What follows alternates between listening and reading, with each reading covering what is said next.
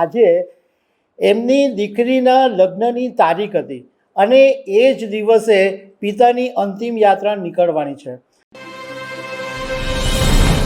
સુરતના જાણીતા બિલ્ડર તુષાર ગેલાણીએ 1 ફેબ્રુઆરી રવિવારના દિવસે પોતાના એક સર્વિસ રિવોલ્વરમાંથી ગોળી મારી દીધી હતી અને આત્મહત્યાનો પ્રયાસ કર્યો હતો।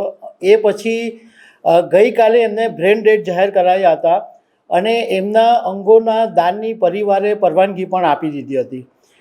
હવે જોગાનું જોગ કેવી કમનસીબીની ઘટના છે કે 5 ફેબ્રુઆરી 2024 એટલે કે આજે એમની દીકરીના લગ્નની તારીખ હતી અને એ જ દિવસે પિતાની અંતિમ યાત્રા નીકળવાની છે।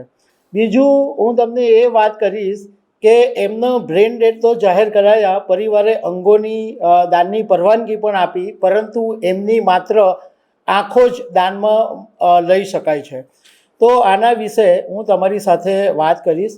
મારું નામ રાજેશ શાહ છે અને તમે જોઈ રહ્યા છો ગુજરાતના સૌથી મોટા ડિજિટલ ન્યૂઝ પ્લેટફોર્મ ખબરછે.com।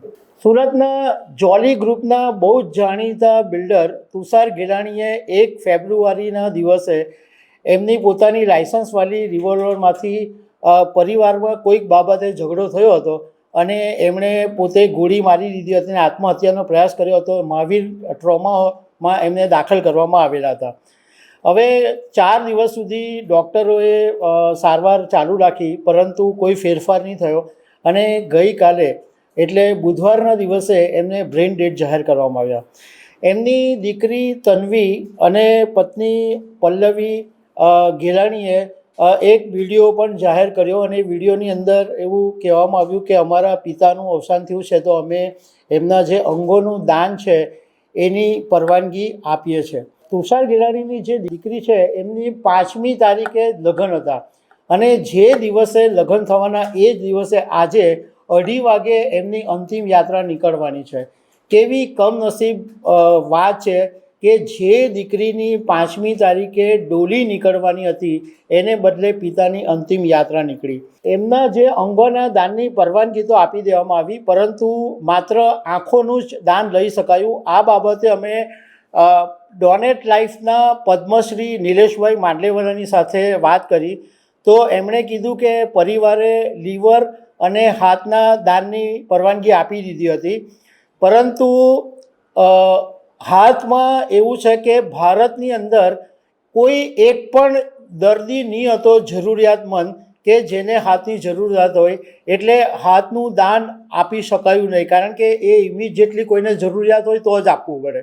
બીજું કે લીવરના દાનની તૈયારી ચાલી રહી હતી અને અમદાવાદની ઝાયડસ હોસ્પિટલમાં આ લીવર ડોનેટ કરવાનું હતું અને અમદાવાદની ઝાયડસ હોસ્પિટલની તબીબોની ટીમ સુરત આવવા માટે નીકળી પણ ગઈ હતી, પરંતુ એ પહેલાં એમને તુષાર ગેલાણીને એક માસિવ હાર્ટ એટેક આવી ગયો અને એને કારણે એમનું હૃદય ધબકતું બંધ થઈ ગયું, એટલે એ પછી લીવરનું દાન પણ લઈ શકાયું નહીં।